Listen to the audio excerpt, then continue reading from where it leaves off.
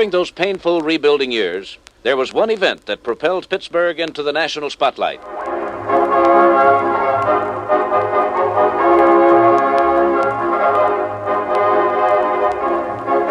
First baseman Dale Long hit home runs in 8 consecutive games for an all-time record, a feat that Ruth, Gehrig, Greenberg, and the other greats never accomplished.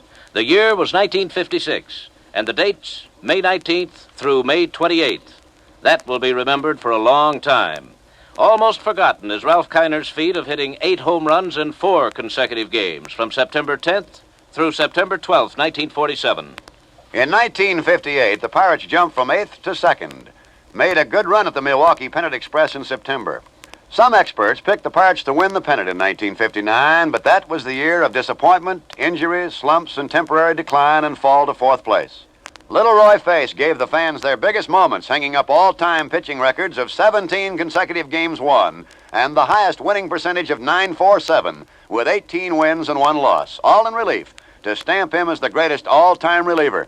And here is the matter-of-fact way ElRoy Face explained his phenomenal success.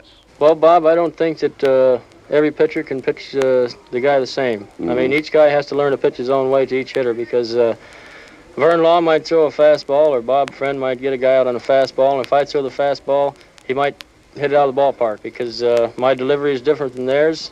Fastball might not be the same as theirs, and you can't go by that. You have to go learn your own way. Another Pirate who gave the fans a tremendous moment in that otherwise unhappy 1959 campaign was small-statured Harvey Haddix.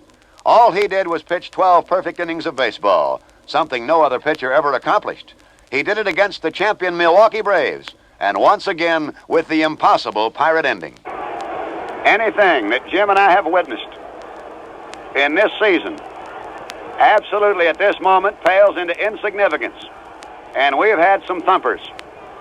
Here's the windup and the 1-2 pitch to Burdette. Foul off to the right out of play, and Burdette has shortened up the grip on that bat and is trying to really hang in there.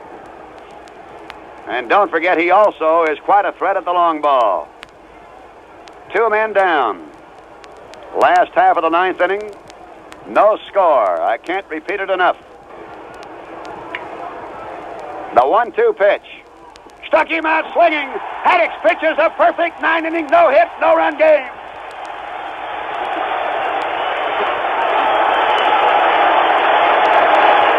A standing ovation.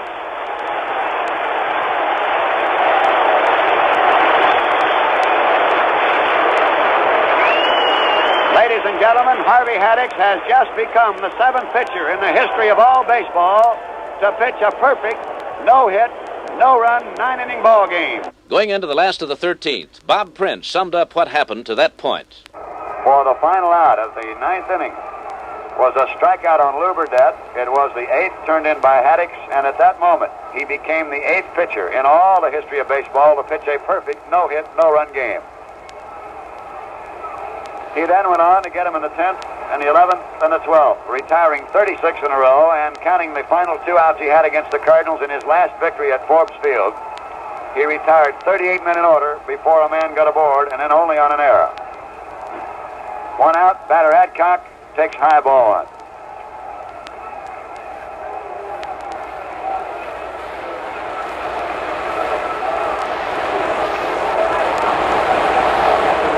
No strikes.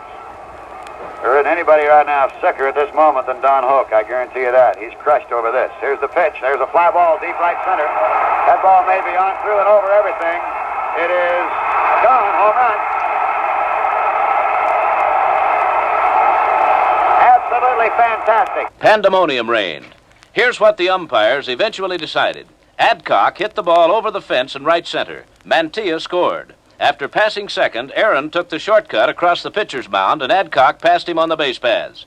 Umpire Dascoli ruled that Adcock was out for passing Aaron between second and third. Adcock was given a double, Aaron was returned to second, and Mantilla's run was the only one needed to make the score 1-0 and end the game.